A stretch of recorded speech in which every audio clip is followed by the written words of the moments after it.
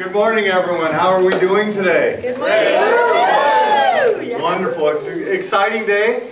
It's the Division E Fall Contest. I'm excited to be your Sergeant at Arms today. And really, my only duty of speaking value is to introduce our contest chair for today, Mitch Briggs.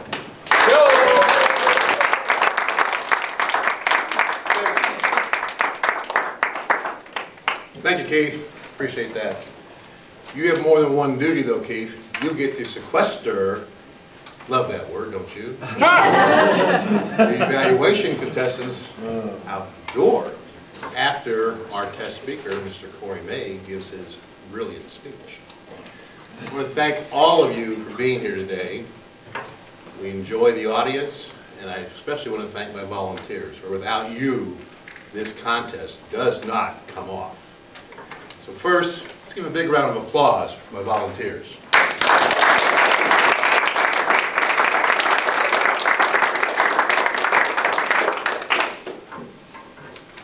Now, the judges have been briefed.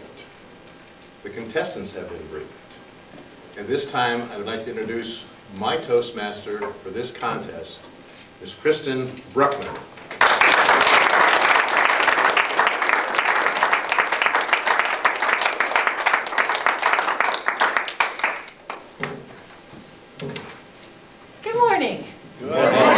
Everybody awake and alive today? Yeah. Not frozen solid?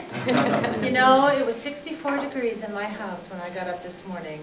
I feel a batch of cookies coming on this afternoon. Something to take the chill off. You can't turn on the furnace when it's still October.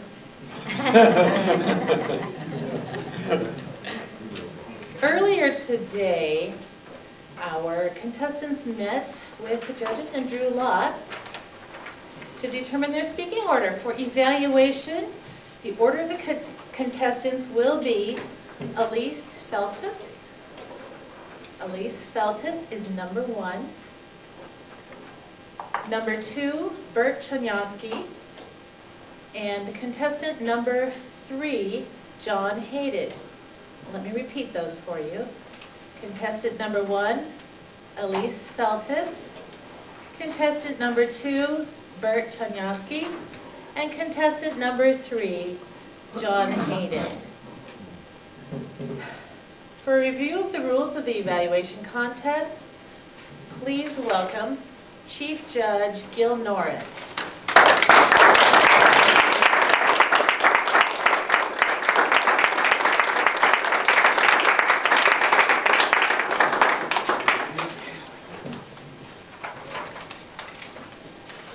Contest Master, Chair, guests, fellow Toastmasters, I confirm we have proper judging representation and the contest officials and contestants are familiar with the contest procedures. Mr. Chief Timer, would you please review the timing rules?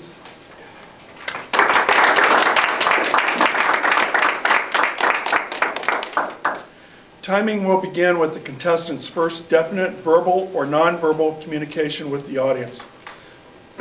This will usually be the first word uttered by the contestant, but would include any other communication such as sound effects, a staged act by another person, etc.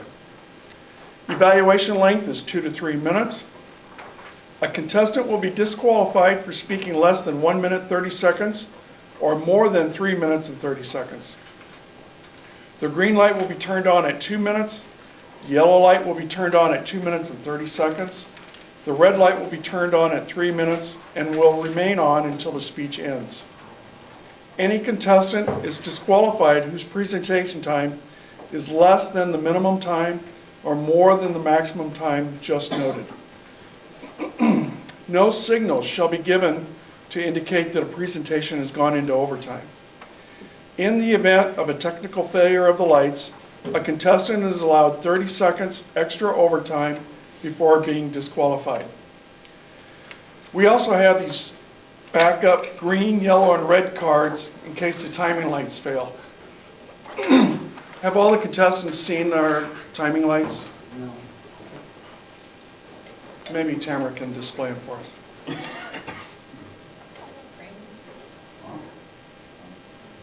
Okay?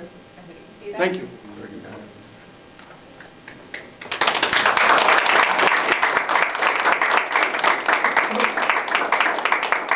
Thank you, Chief Timer. There will be 1 minute of silence between speakers so the judges can mark their ballots. Please respect the work of the speakers and judges. Silence cell phones and other noise-making devices. Please stay quiet during the speaking and the 1 minute judging periods. No photos may be taken. There is an exemption for videotaping. If you need to leave the room, do so only during the 1 minute break between speeches.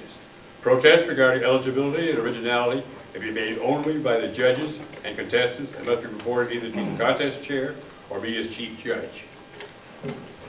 Madam Contest Chair.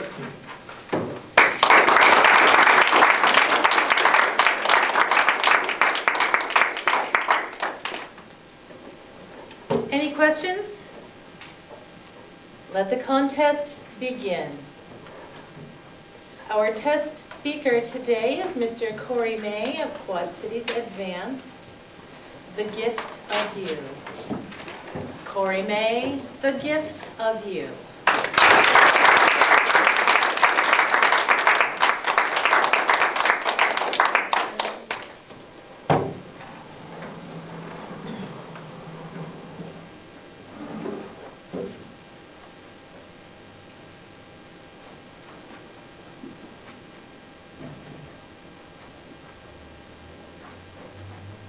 It is fall. And one of the rites of passage in fall is homecoming. And one of the rites of passage in homecoming is purchasing your daughter's homecoming dress. Fellow Toastmasters, honored guests, Madam Toastmaster, Mr. Contest Chair. 2 weeks ago, I had the occasion to purchase my daughter's homecoming dress. And it is a tightrope act. I want my daughter to look good, but I don't want her to look too good. To borrow a phrase from a song, I know what boys like, I know what boys want, I know what boys like her.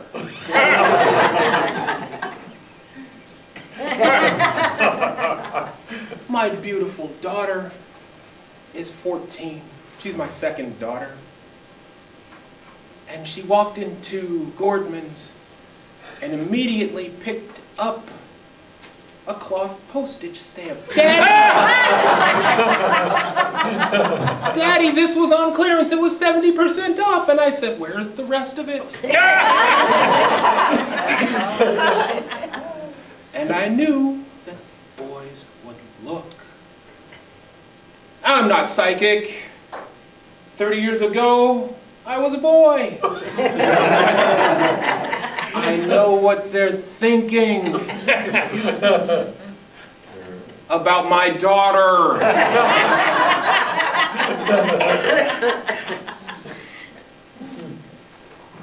So we found a compromise. I guess I backslid. I was comfortable with the longest of the shortest dresses. There's still something wrong. I held my daughter. Well, actually, she held my hand as I paid for it. And I realized with that moment, and not everyone deserves the gift of you. When I told her that, first, talk as much as you want until you shouldn't. Don't gossip. There are other girls around you who might be shorter, who might be taller, who might have different skills, different dreams. Don't talk about them. Don't gossip. You can be supportive. Talk. If something's troubling you, let it out. Recently, a young girl was bullied.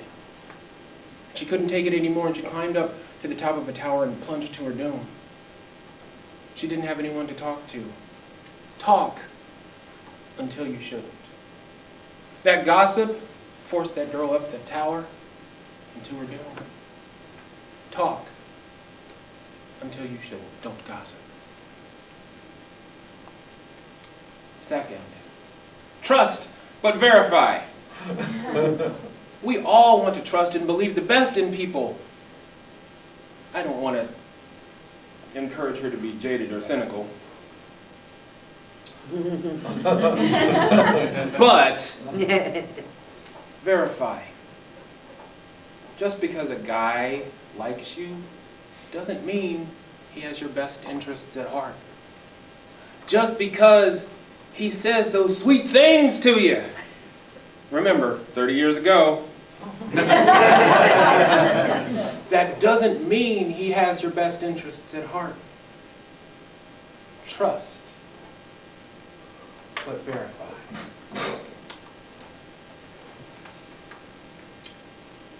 Finally, always save time for Daddy. She's 14. Her activities are going to take over her life, and it won't be as cool to have Dad go buy dresses for her. Not that I practice that when she's not around. I don't. But the rest of her world is going to expand, and Dad's going to take up a smaller and smaller spot in her world. And I wonder, is there still going to be time for me? The years are going to go by, and she's going to attend 3 more homecomings. Sophomore, junior, and senior years. Maybe I'll be lucky enough to help her buy those dresses. As the hemlines may get taller, my hairline's going to go back further. My stress level's going to get a little higher. And I tell her again, not everyone deserves the gift of you. Madam, or Mr. Contest Chair.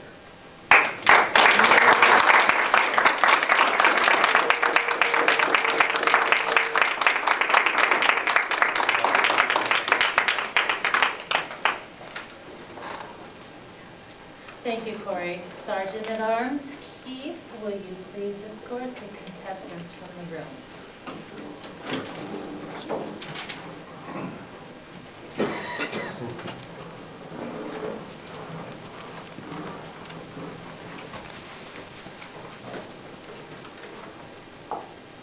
Timers, please put 5 minutes on the clock after the Sergeant at Arms has sequestered, there's that word, the contestants and returns to the room. Corey, why don't you come on up here and let us get to know you a little bit.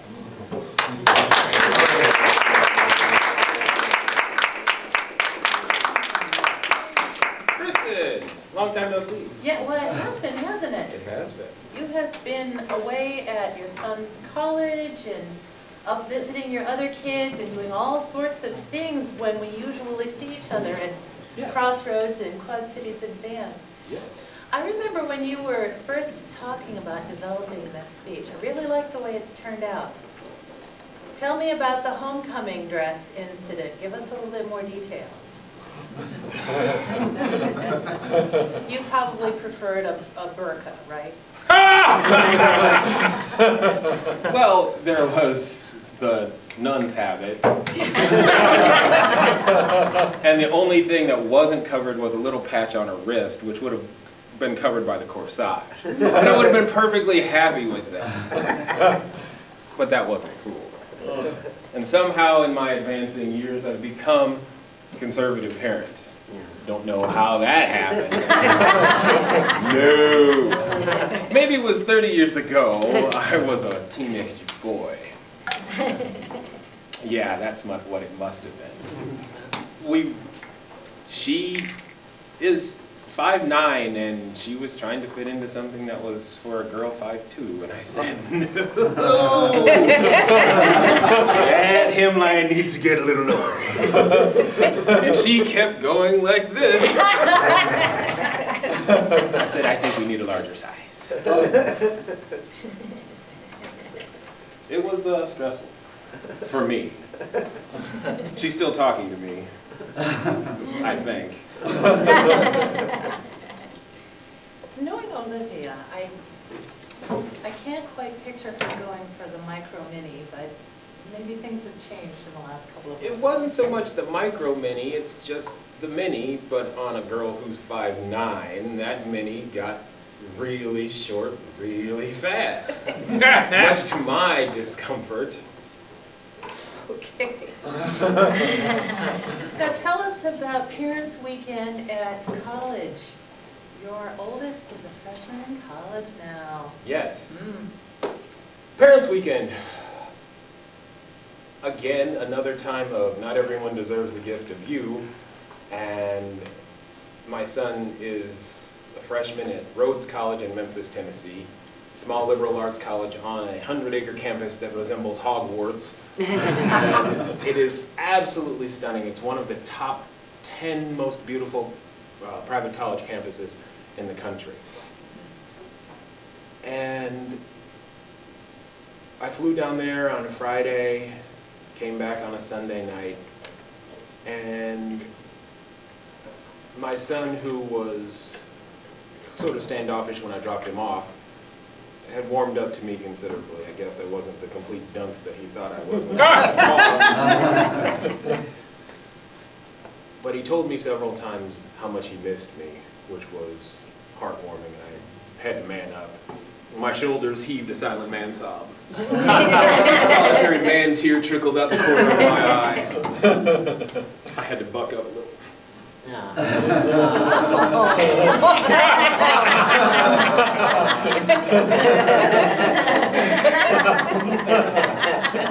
And then we fist bumped and did a chest bump. The level of intimacy that both of us are comfortable with in public, or private for that matter. I fed him. He asked for a little bit of money, which was unusual, being that he'd been down there for 2 months. He hadn't asked me for any money at all. So I figured I should give him some with some interest. And he's calling now. Not for money, just Dad. How's it going? Yeah, it was one of those moments. I love my son. This is Xavier, he's 6'6". He switched positions from quarterback to wide receiver now. And he's a big old target in the red zone, and he's going to be amazing, because that's what he does. He does amazing, better than anybody I know, and he's saving time for Dad. Every so often, saves time for Pops. That's his red card. That's the red card. I guess that means we're done.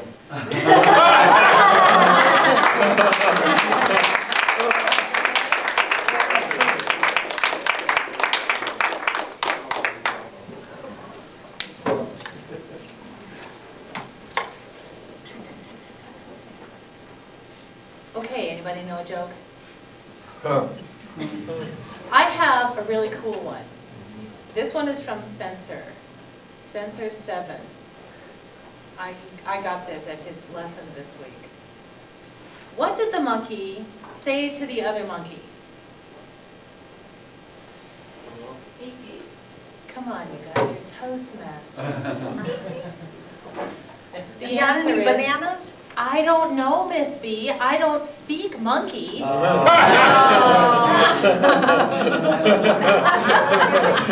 Life as a music teacher is highly entertaining, let me tell you. All right. Contestant number 1, Elise Feltis. Elise Feltis, contestant number 1.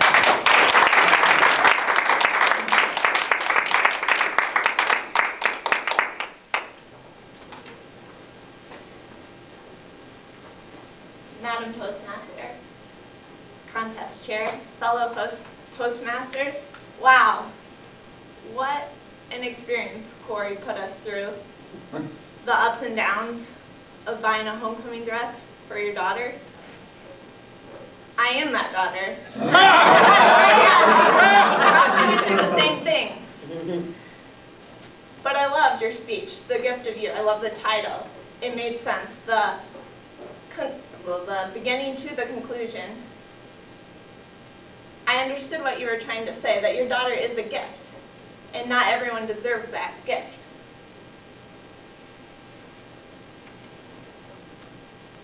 I love your use of pauses.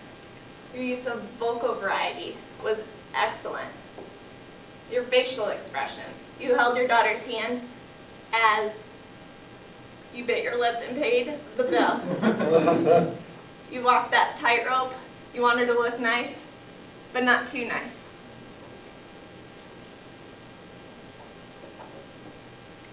One thing that I thought that you could improve on was how you transitioned to your points. You had 3 points, and I was a little confused at first, and I may have missed something, but how we got from the experience in holding that hand and buying that dress to point number 1, which was talk as much as you want until you shouldn't, and don't gossip. But the good thing about your points were that each one, all 3, talk as much as you want until you shouldn't, so don't gossip. Trust, but verify, and save time for your dad. You opened and closed each of those perfectly, and then you tied it into your conclusion. As she continues to go to homecomings, you hope that you're not left out. And as the hemline, and again, I loved your expressions and your movement and the way you looked at everybody in the audience. You talked about the hemline going up and up and up, and how you hope you're still involved. And that's how I thought it tied in. So I think you did an excellent job, and thank you, Toastmaster.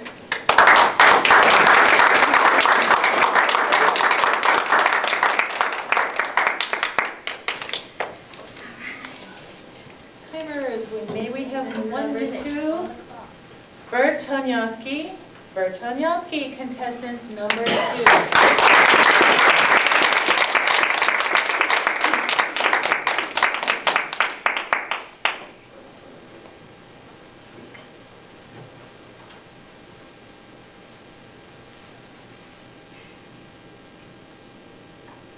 Corey, May, thank you for the gift of you. This is really a story not about your daughter. This was a story about you, and I loved it. I loved it because he shared with us the most precious thing of parenting. And what is that? The love for your children. Contest chair, contest Toastmasters, special guests, and viewers at home. Corey is an accomplished speaker. You really can tell that. Very polished. First of all, he gets up here and he looks great. I love your tie. Very well-dressed man. Talking about going shopping, I'm going, this guy's been to a few stores. But I really shared something special for me that I was envious about. And that was, I've never had a daughter. I'm going through this, I'm going, this is really cool. I love this stuff. It's really precious. And you really conveyed that. Your message in your speech was really about parenting, and important messages of parenting that had to do with trust and speaking, and always have room for dad, right? So this is really a great talk, and it reminds me of presentation with a verve and panache that's really representative of the Quad Cities, much like you would find with somebody like Otto Rohwedder. If it wasn't for Otto Rohwedder, we could have never said this is the best thing since sliced bread. He invented that here in the Quad Cities, right? He crafted his speech in much the same way. Very deliberate, great body language, but I love the message. But let's talk a little bit about how he really did it well. First of all, great body language, looked great, and really had terrific content. He moved around the stage really well. And what was really great was, it was really one great story with important lessons built in. He was deliberate in his speaking. And in terms of recommendations for Corey to take his speech to the next level, I have just a couple of things that I would recommend. Even though great body language, you could have used it even more pantomime when you're on the balancing act, right? Or when you're hangdog, you can even overemphasize that. The other thing in terms of storytelling that I think is really useful is the fact that you use a deliberate style and staccato, but it's good to mix it up a little bit. Talk deliberately, but move up the pace some too. Other than that, I love this presentation. It brought a soft spot to my heart, and thank you very much.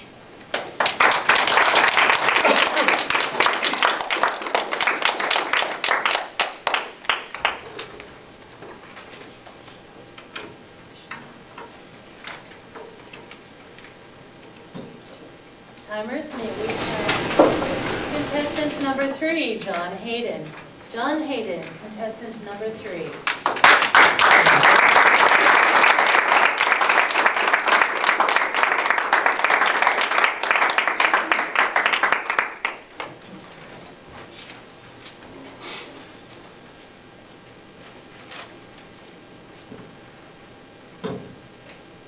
Corey, excellent job.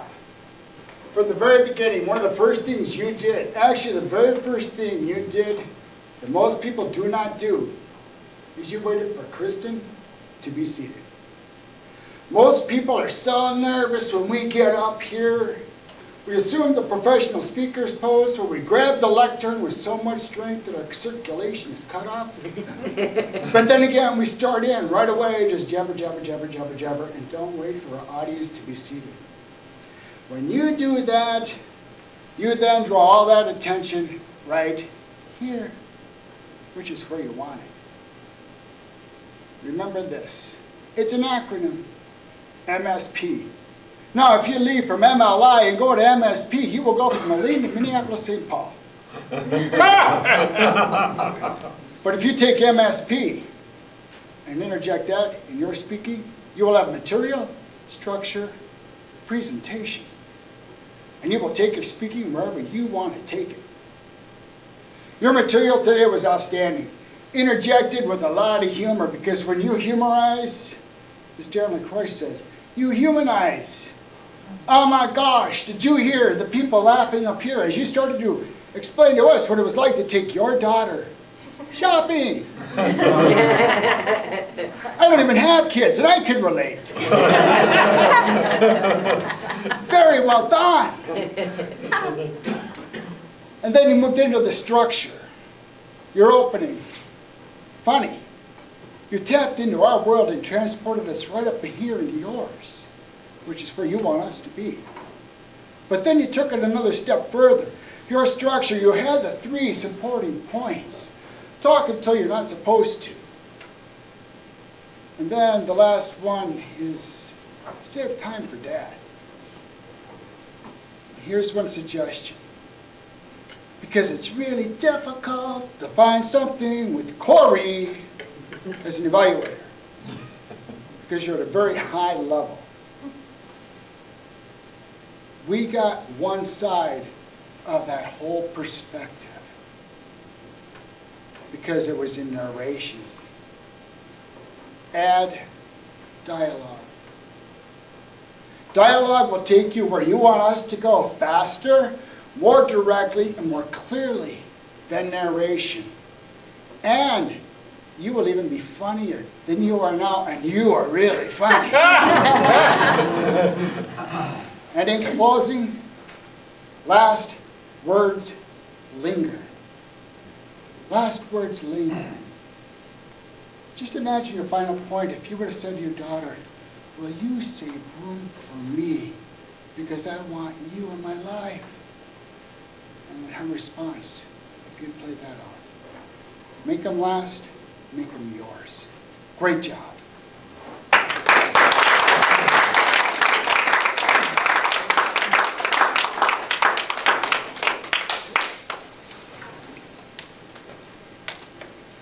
Timer, may we have 1 minute of silence? And Elise, up for some brief interviews.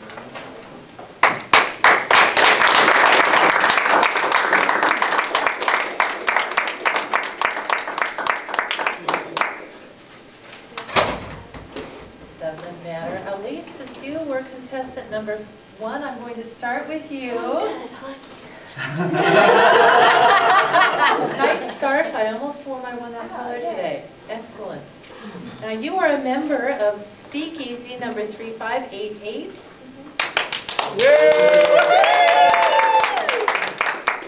don't think I remember seeing you the last time I visited that club. How long have you been a member? 2 months maybe? 2 months.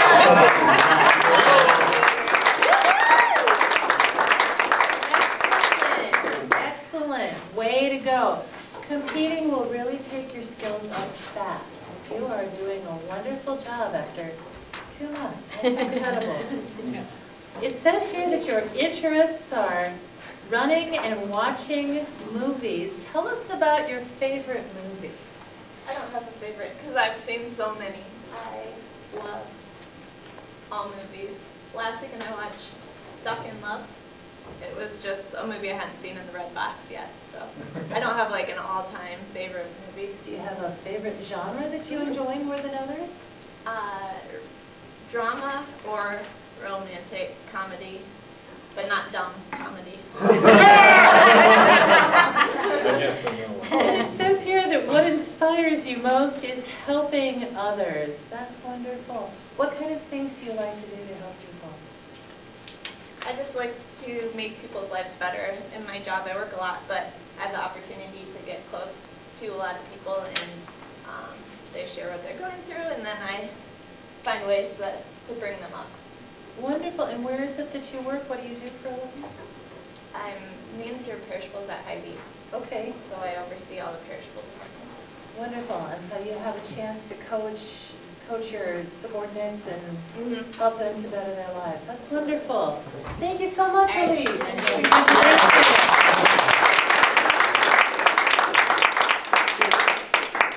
And Bert. Now, Bert, you were hiding your face when I asked Tom to point you out so that I could find out how to pronounce your name correctly. Correct. Can you give us the correct pronunciation? I know it wasn't what I said. Janowski. God bless you. It means Christmas tree in Polish, but the American version is Janowski. Shanowski. Okay, wonderful. So do you prefer the Polish or the American If version? I'm in Poland, I prefer the Polish. That It takes me a long way. That makes good sense. That makes very good sense. It says under your interests and hobbies that you enjoy snowboarding, bicycling, and golf. Not all at the same time, obviously. It's part of my triathlete training. Wonderful. Which one I is haven't quite found the right event, but I'll have to invent one. which one is your favorite? Well, the most successful is bicycling, because I can do it at any time, almost anywhere. So perhaps the most fun is snowboarding. It is like the experience of flying. It is the most experience. And I started snowboarding, and when I go snowboarding, I'm like the oldest guy on the hill. Leads snowboarding. And you snowboard? No. Anyway, I have friends of mine like 15 some years ago, 16 years ago, said, really good skiers, people I used to ski with said, Bert, you really got to try snowboarding. You won't go back to skiing. And I haven't been on skis since I started snowboarding. Wow. And I've snowboarded in Alaska, in France, Switzerland, all over the U.S. So it's a lot of fun. Wonderful. Under your notable accomplishments and awards, it says that you are an award-winning documentary filmmaker. That's true. Well, tell us about it. I'm in production on 4 movies right now. I did win a bunch of awards for a movie I shot 4 years ago in China, Nepal, and Tibet. It's really the story of the holiest mountain in the Himalayas. And it is a place that not too many people get to because it's so remote.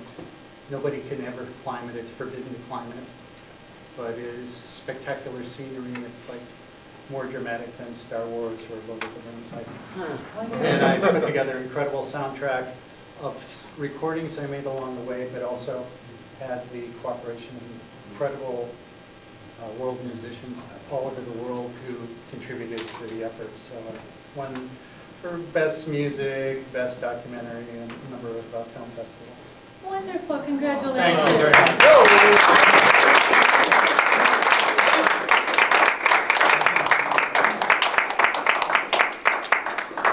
We will be taking a short break and return in, let's say, 10 minutes for the humorous speech contest. Wow.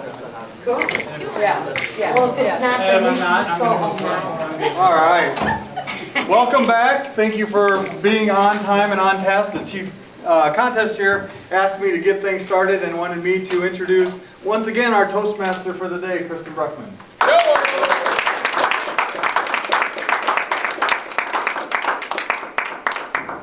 We need to kill just a little bit of time until our assistant timer gets in, our lovely assistant timer, Tamara Binder.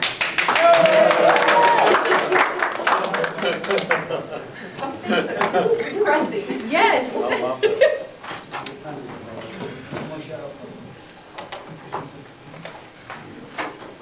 All right, we are now ready for the humorous speech contest. For this contest, all the contestants may remain in the room. Earlier, those contestants drew lots to determine their speaking order. The order of the contestants will be number 1, Marion Levinsky. Marion Levinsky. Contestant number 2, John Hayden. John Hayden. And contestant number 3, Alex Sakea. Alex Sakea. Definitely, let's have a round of applause for all of these great.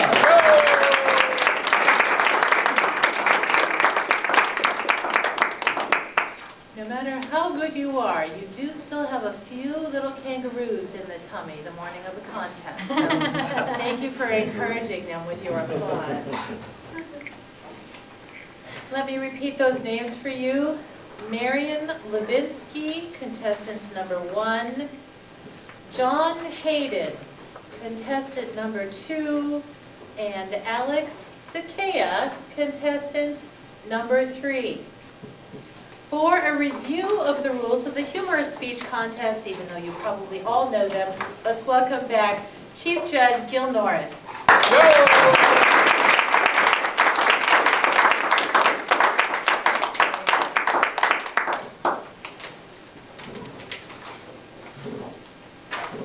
Madam Contest Chair, guests and fellow Toastmasters, I confirm we have proper judging representation, that the contest officials and contestants are familiar with the contest procedures. Chief Timer, will you please review the timing procedures?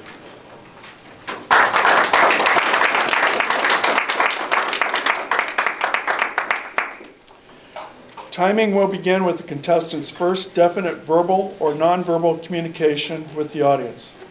This will usually be the first word uttered by the contestant, but would include any other communication, such as sound effects, a staged act by another person, etc. Speech length is 5 to 7 minutes. A contestant will be disqualified for speaking less than 4 minutes and 30 seconds or more than 7 minutes and 30 seconds. The green light will be turned on at 5 minutes. The yellow light will be turned on at 6 minutes. The red light will be turned on at 7 minutes and will remain on until the speech ends. Any contestant is disqualified whose presentation time is less than the minimum time or more than the maximum time just noted. No signal shall be given to indicate that a presentation has gone into overtime. In the event of a technical failure of the lights, a contestant is allowed 30 seconds extra overtime before being disqualified. We also have these backup green, yellow, and red cards in case the timing lights fail. Could you show us those again, Tamara? And do we need to show the lights? Everybody's seen them? Okay, that's it. Thank you.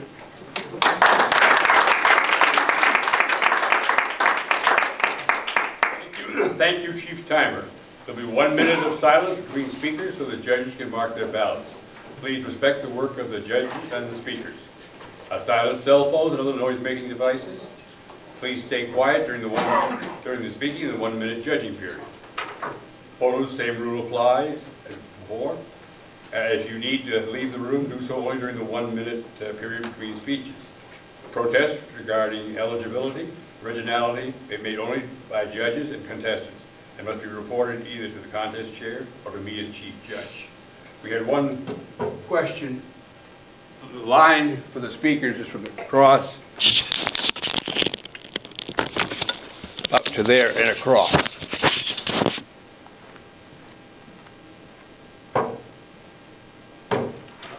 Madam Contest Chair.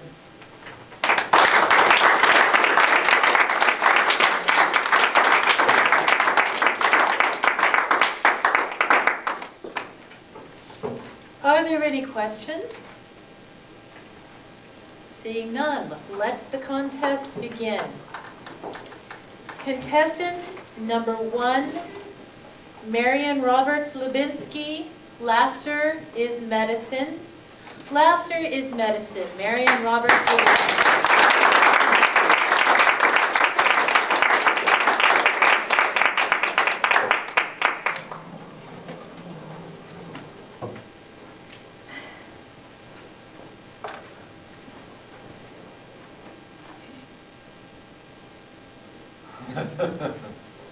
Laughter is medicine.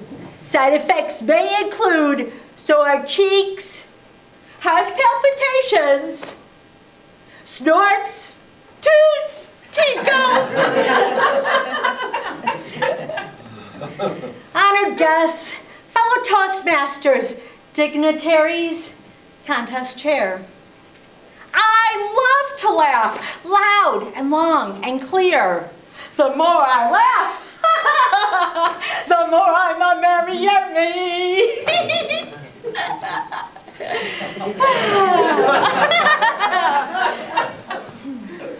Laughter medicine comes in a variety of doses as unique as the individual. Take, for example, the tight-lipped laugher.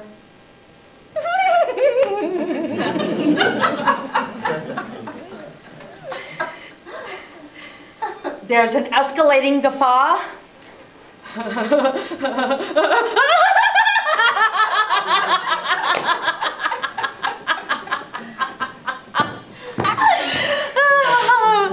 And one of my favorites, the silent snorter.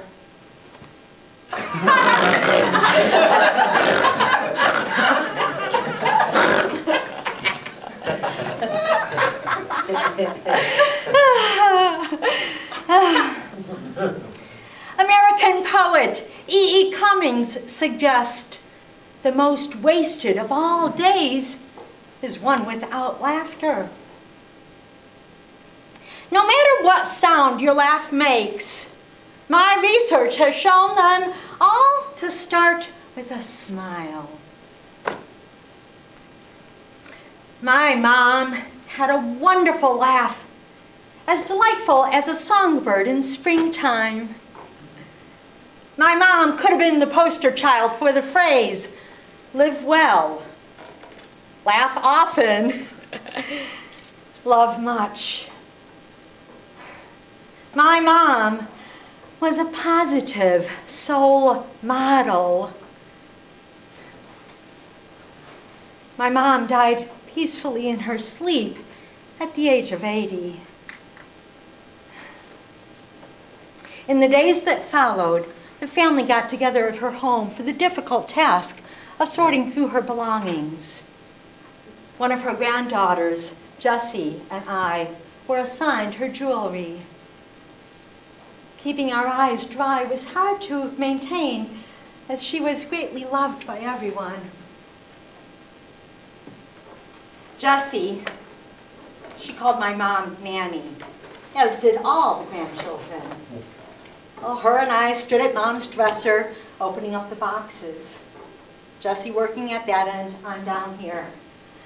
Imagine my surprise when I opened up one particular box, and there were these beautiful Swarovski crystal jewels in a beautiful setting, surrounding a yellow smiley face button pin.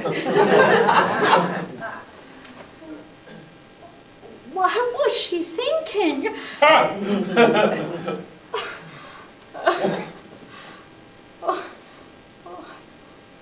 And then, as I looked at this box, I remembered how much Mom treasured laughter medicine.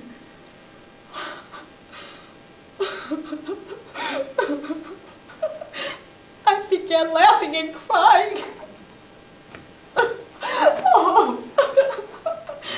Oh, poor Jessie. She worried. Aunt Marion, are you okay? I'm okay. I haven't lost my marbles, if that's what you're wondering. Look at this dress. I picked up that smiley face button pin and I showed it to her and I said to her, well, there's nothing left to do but smile, smile, smile. That's a line from a Grateful Dead song.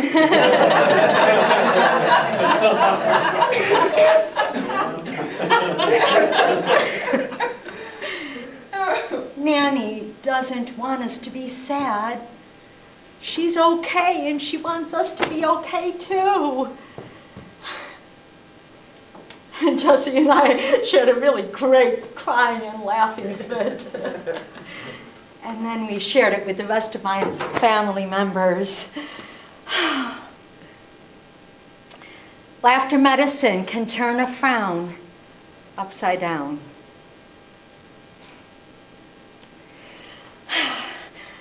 I want to ask you a question, and I don't mean to pry, but has anyone here tested positive for the blues? Sorry.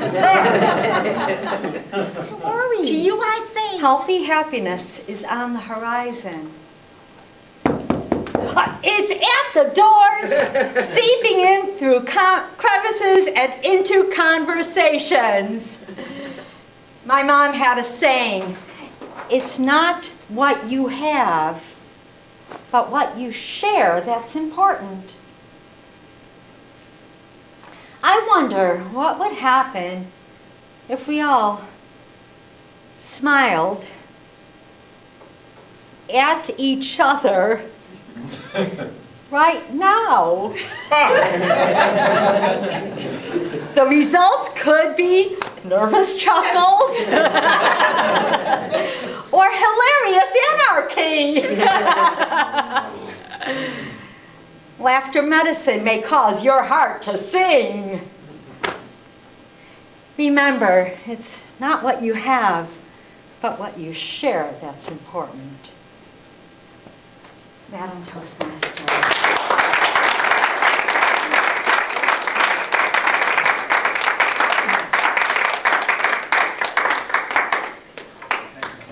Timers, may we have 1 minute on the clock for the judge. Contestant number 2, John Charles Hayden. An evening at the Met.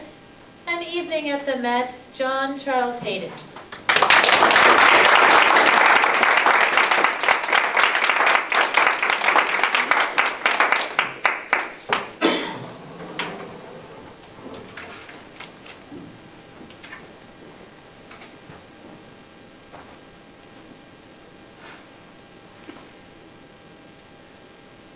you ever had a night you'll never forget?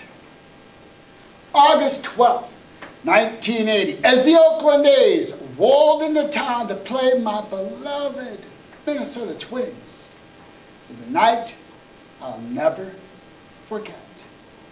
Fellow Toastmasters, on a contest chair, and anyone who's ever had a night they'll never forget.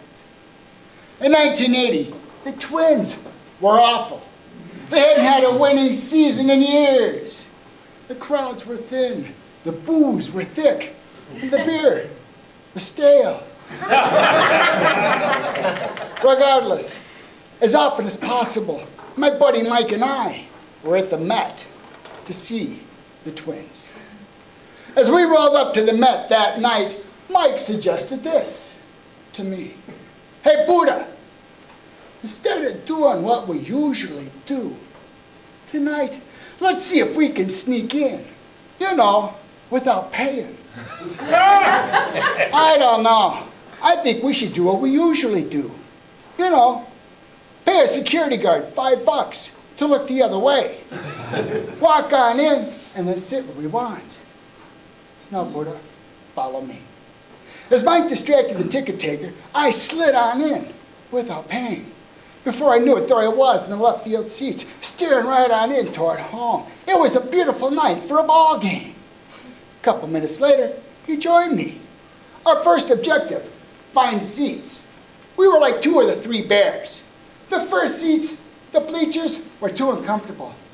The next seats, too close to security. And then he saw them. Buddha, there they are. 2 seats right behind home. And off we went. We walked right on down like we owned the joint, like they were ours. Slid right on in. Oh, you would have loved them. They were awesome. But the Twins were awful. They're in need of our help. We went to work in 2-part harmony. You could hear our voices echo off the empty seats down the right field line to the empty seats down the left field line. 2 volumes, loud and obnoxious. Our mission, whatever we could do to distract the pitcher from the A's. As he was in his windup, ready to release the pitch, we screamed out baseball terms. Fastball! Curve! He's going! We had to change that. It was the Twins. No one was on. And then they switched to personal. Your sister! We'll leave it there. And that's when we crossed the line. Because that's when I felt the tap of authority. Now, if you've ever felt the tap of authority, you know what I felt that night. And I did what you might have done. Ignored it. Stared straight ahead. Pretended it didn't happen. Tried to get really super small. And then it came again with the voice. Let me see your tickets. Uh-oh. I stood. He was huge and dressed in a cop uniform with a badge, a name tag starting with officer, and a nightstick that looked like it belonged to the Twins dugout. The difference, it showed where, like it had hit something. Hard, repeatedly. The Twins' bats hadn't hit a thing all season. I turned to Mike. He'd seen him coming. He made a run for freedom. Oh, but Officer Sasquatch had all sorts of officer friends. They caught Mike in a rundown, somewhere between third and home, tagged him hard, and threw us both out. Come with me. Where? Jail. For what? Stealing a Twins game. Now, when they got us downtown, oh, they threw us in a cell with some really creepy characters. What are you doing here? We stole the Twins game. Why? They're awful. And then they moved as far away from us as possible for their protection. because they knew anyone that would steal a Twins game was a little bit off kilter, capable of anything. You could feel the tension mounting, and then it was time for my phone call. Hello, Dad, it's John. Come get me quick. I need help. I'm in jail. For stealing a Twins game. For stealing a Twins game. For stealing... Please, just come... Yes, I'm well aware they are awful.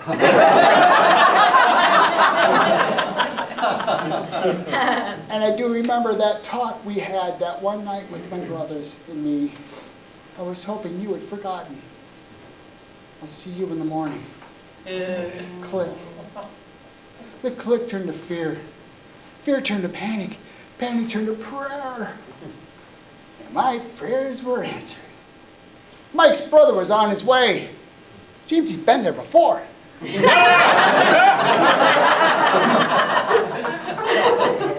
dad had connections. Knew someone who knew someone who knew someone. And charges eventually were dropped. We heard the prosecutor was a Cubs fan. Could relate.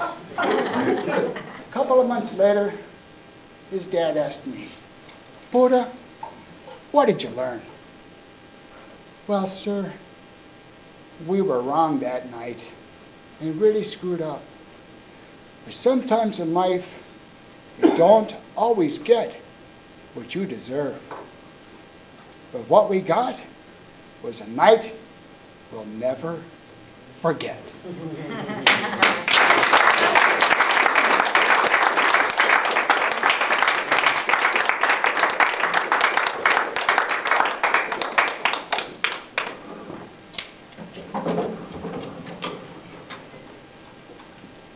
That wasn't exactly silence, guys. Contestant number 3, Alex Sakea, one easy payment. One easy payment.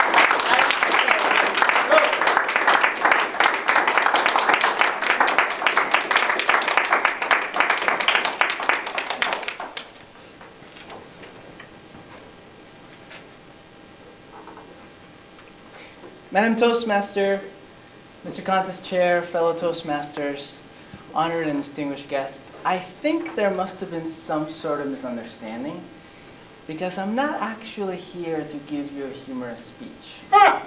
You see, I work for Toastmasters International, and they have flown me out here from headquarters to show you some new revolutionary products that they're working on.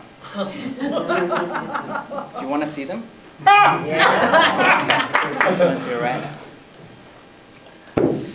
The first product deals with a very important aspect of every club.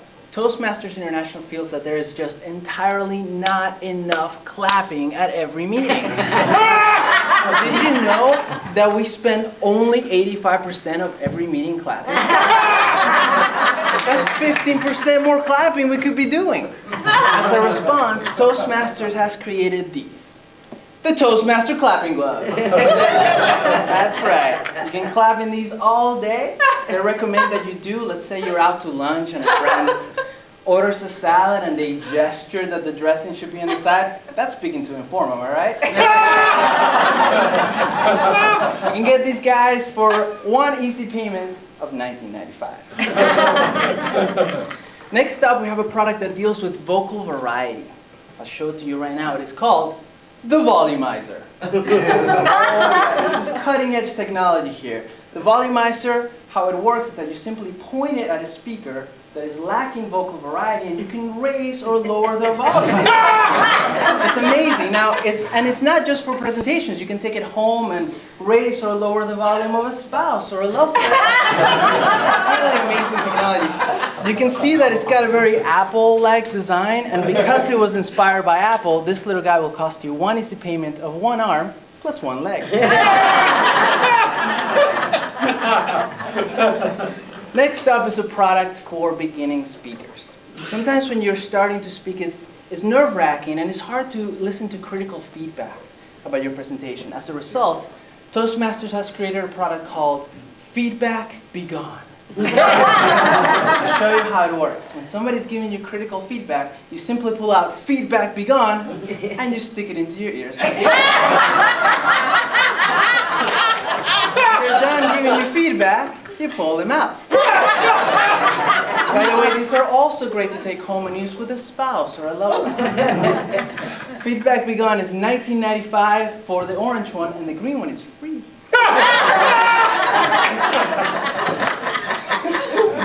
Next up is a product I'm very excited about. The Toastmasters International Lab has been working hard on this.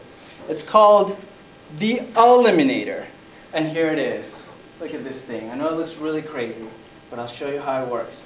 The Eliminator is a device that is able to eliminate your uhs, so's, and repeats. It eliminates your filler words. Incredible technology. I'll show you how it works. Simply slap it on like so. And the Eliminator is able to anticipate when you are about to use a filler word, and it just gives you a slight little nudge so that you don't use the filler word. One small little disclaimer though, the Eliminator does use just a teeny tiny amount of electrical current that shoots straight into your heart, but don't worry, it's totally safe. Totally safe. It was tested by a doctor. I have his card right here. Dr. K. Vorkin, he said that he took one look at this and he said, now that is a killer product. It was so great to get positive feedback. Yeah? This little guy is one shockingly easy payment of $19.95. Next up is a product for gestures. Toastmasters International wants us to have more gestures in our presentations. So they've created a product called Gesture Max. Here it is. I'll show you how it works. This is a really cool product. It's brand new. What you do is you slip in your foot like so, and then you can practice your gestures. Let's say something's really big, or maybe something's over there. Gesture Max can really strengthen your presentation. I would say that it's the greatest product ever, but that would be a little bit of a stretch. Now, you can get all these products separately, or you can get them as one big bundle. But wait, because that's not all. The last product I'm going to show you, if you order all these, this one is free. It's a product that Toastmasters International has been working on for many, many years. Incredible piece of technology. You ready to see it? It is called the Toastmaster 1000. Oh yeah. This guy's amazing, okay? And it's an absolute necessity, because did you know that 20% of aspiring chefs end up attending Toastmasters meetings by mistake? It's a real problem. So they've created this product, but don't worry, because it's not just for aspiring chefs. It's also for anyone that wants to improve your presentation skills. You simply turn it on, and by its mere presence, it turns you from a soft and fluffy presenter into a crisp and solid communicator. Ironically, without the Toastmaster 1000, you're probably toast. Now,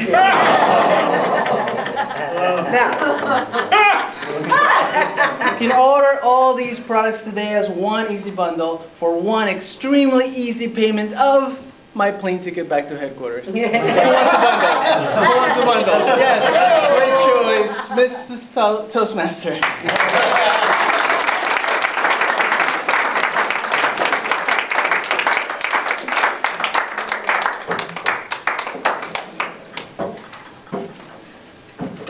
Mr. Timer, may we have 1 minute on the clock for the judges, please? So can I have the contestants back up here for some brief interviews? Sure.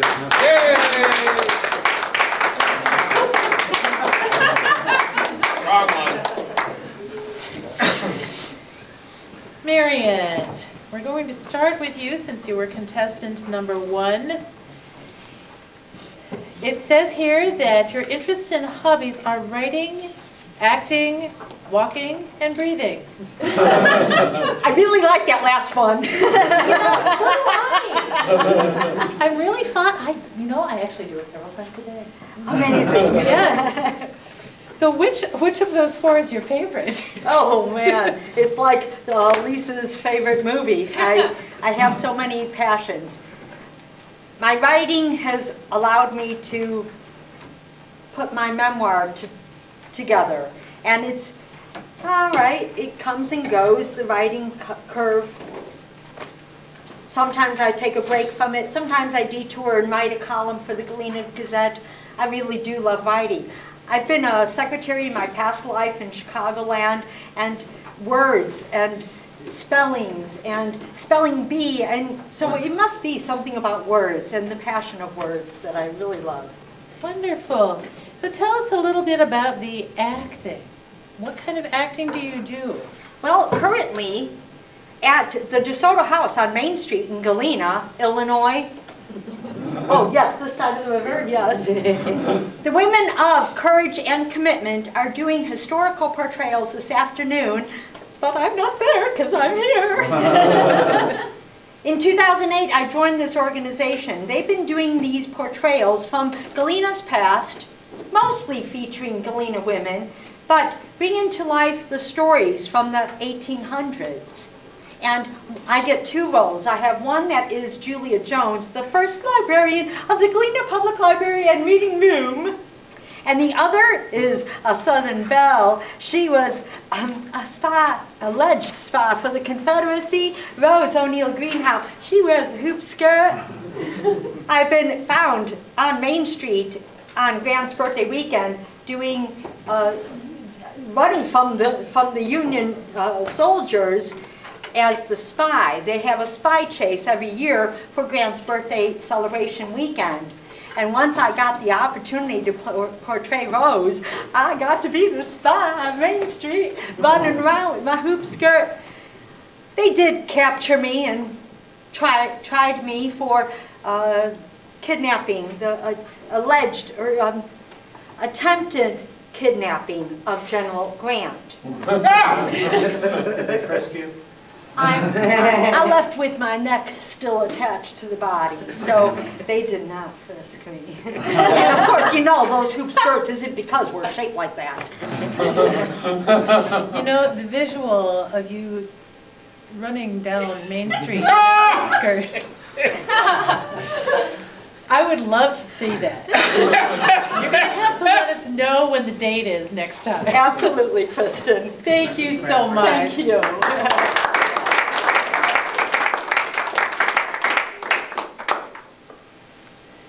Mr. Hayden, Yes. notable accomplishments, DTM. Excellent. And I believe you achieved that last year, did you not? Yeah, last year or the year before. Wonderful, wonderful. Your interests are golf, college wrestling, musicals, and music. Which one would you like to tell us about? I'll go with golf. I met Kristen. I had a spinal cord injury in my neck, and I lost the use of my upper body. And then I had problems in my voice as well. That's actually how I ended up in Toastmasters too, is because nobody could hear me. She and I couldn't be having this conversation about 5 years ago, 6 years ago, something like that. She couldn't hear me. And I got into Toastmasters in ways to exercise my voice so that you could actually hear me again. And at that time, I had to give up golf. And nobody ever thought I'd play golf again. I've been playing golf since I was 10 years old. I played all the way through school and that kind of thing. And this year, I finally played golf again for the first time in 11 years. Wow. And it just goes to show, I mean, the lesson I learned from that is that, you know, time is man-made. God has no time. And meaning that if you have a vision, you have a goal, don't put a time limit on it. Just keep working toward it, and then we'll know what happens. All right, thank you.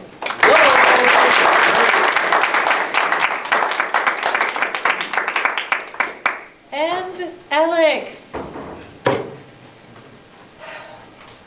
For one easy payment of $19.95, you too can have your chance to talk to our audience today. Notable accomplishments. It says you attempted the Guinness World Record for the longest speech. And I remember following your progress through that. Yes, yes, I remember watching for all the updates, and Ela was keeping us updated on Facebook, and So has that been verified and certified by Guinness now? It's not official because they have to watch it. I guess I'll tell everybody. In June of this year, a few months ago, I attempted to break the Guinness World Record for longest speech marathon. It's the actual title. Basically, it's back-to-back speeches with 5-minute break in between after every 60 minutes of speaking. And the current record was 34 hours or so. So I spoke for 37 hours.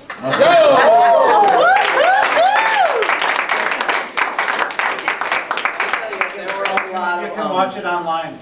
Yeah, and it was live streamed online and through my site and all that. But there were a ton of ums. I think half the speech was probably ums. Especially the last few hours, I was pretty delirious. But I slept like a baby afterwards. Yeah. You will need So- to let us know when that's certified. Yeah. So basically, Guinness needs to watch all the videos. 37 hours. There you go. So once they do that and verify it, then it will be official. So. Wonderful, wonderful. It says here your interests and hobbies are tennis. I know about your wonderful record, but why don't you tell our audience about your tennis? Tennis, I was a junior tennis player in Texas, and I ended up playing Division I tennis at the University of Texas, Pan American, down in South Texas for a year or so. So that's that. Yay. Yay! All right, thank you all. Again, can we have Bert and Elise, there you are. Come back up here. Let's have a round of applause for all of our contestants.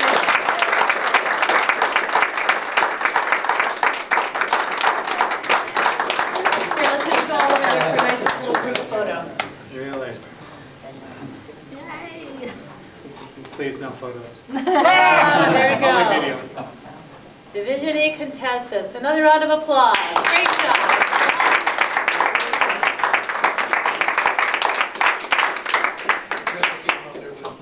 It was a highly entertaining morning. All right.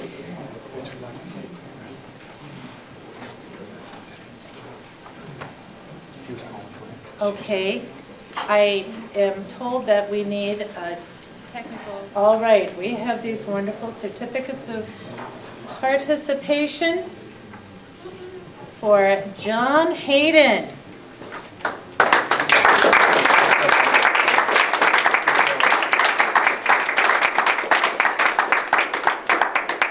Evaluation and humorous, you get one for each hand. How's that?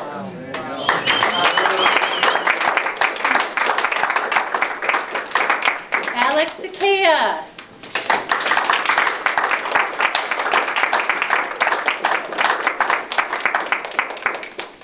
Marian Lubinsky.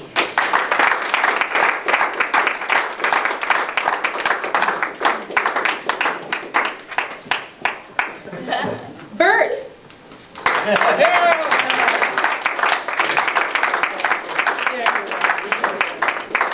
And Elise.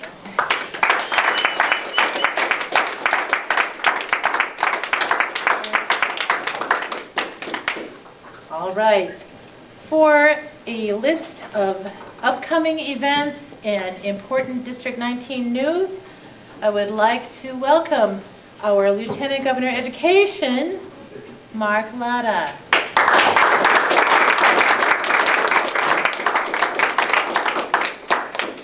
Thank you, Madam Contest Chair. This is a part of the conference or contest where I always think, why is that guy going to get up there and talk for so long? And he's not. Kip Hubbard once remarked, why is the guy who says that I'm no speech maker always proceed to stand up and give a demonstration? I'm no speech maker today. So what's next? What happens after this contest? Well, the winners of this contest go on to compete at the district level. In case you're unaware, as I used to be, about what the district is, it's basically the state of Iowa. So you're going to, at that district conference, we're going to see some of the best speakers in Iowa in a knockdown, drag-out, humorous, and evaluation contest sparring match, I guess. When is that going to happen? November 8th and 9th at the Ramada Tropics Resort in Des Moines. I expect to see all of you there because it's a lot of fun. If you've never been to a contest or a conference, it's always a lot of fun. This year we've got storytelling sessions, we've got social media sessions, we've got writing speeches sessions, we've got saving your voice sessions. Our keynote is Thomas Westbrook, so it'll be a lot of fun. There'll be the horse brutality room, or I'm sorry, hospitality room, which is always a lot of gas, I guess. And I leave aghast. So we'll have the Toastmaster of the Year award for the district being announced, and the very titillating and always exciting business meeting. Huh? I know, the vapors. So exciting. So November 8th and 9th, you want to be there, you want to see these guys compete, you want to see Division E represented, and it's always a lot of fun. If you have any questions, because I'm trying to keep this short for Mitch. Thank you. If you have any questions, talk to me after the meeting, talk to our District Governor, Kelly Nielsen, the lovely Kelly Nielsen back there in the Burgundy. Yeah, she's awesome. Or Keith, or talk to pretty much anybody who looks like they're over 40. All right. With that, I will welcome back our contest chair, Kristen Brucker.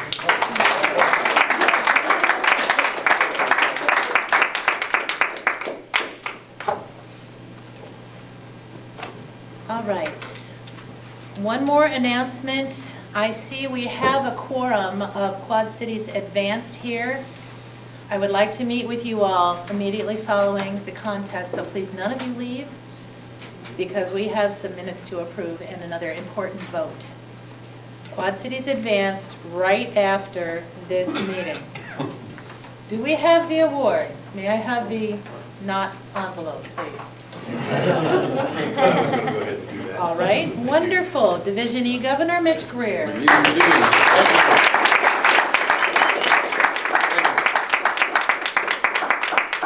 We will have the results of the evaluation contest first.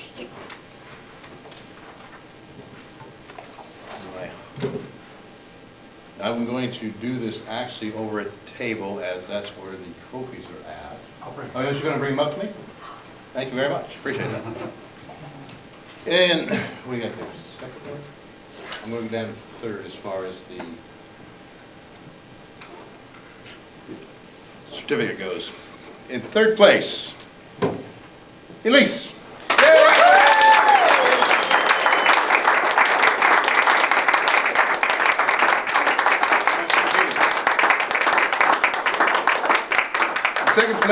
In second place is a very important position. If for any reason the first place contestant cannot compete, the second place winner will take their place. Bert! Yeah.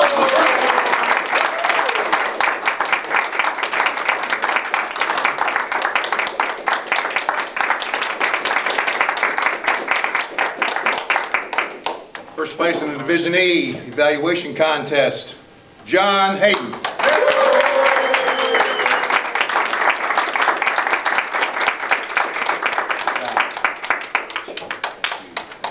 Thanks for participating. Congratulations. See you in November in Des Moines. On to humorous speech contest. Third place in Division E humorous speech contest. My glasses on so I can read this. Marina. Marion. I'm sorry.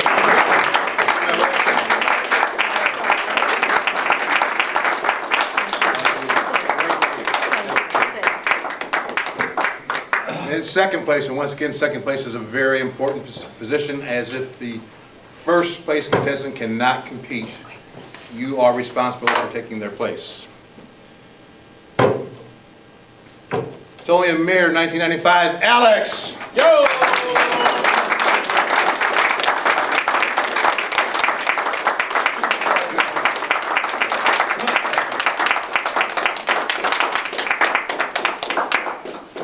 And the first place contestant in the Division E speech contest, John Hayden, the Mad Pet.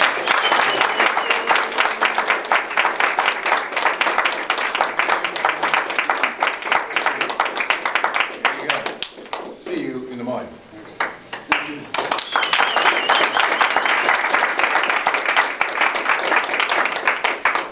All the contestants, well done. A speech contest is always a way to grow. I am looking forward anxiously to my tenure as a district officer. It won't happen until June 30th. It'll be 2 years since I have competed. I truly enjoy competition, and am looking forward to getting back to it. I'm going to call this meeting adjourned. Thank you all for coming. Thanks to all my volunteers for participating. Meeting adjourned.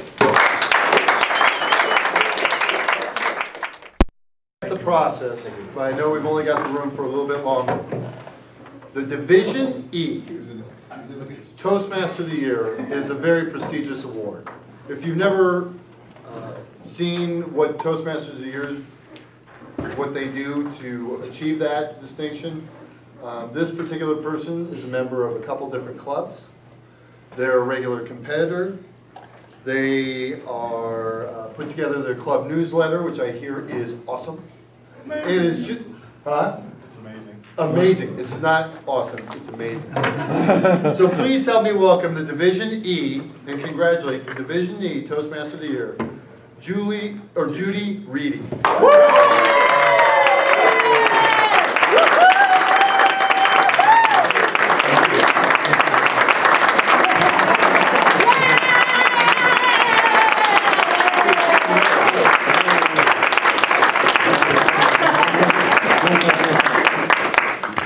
You really like me.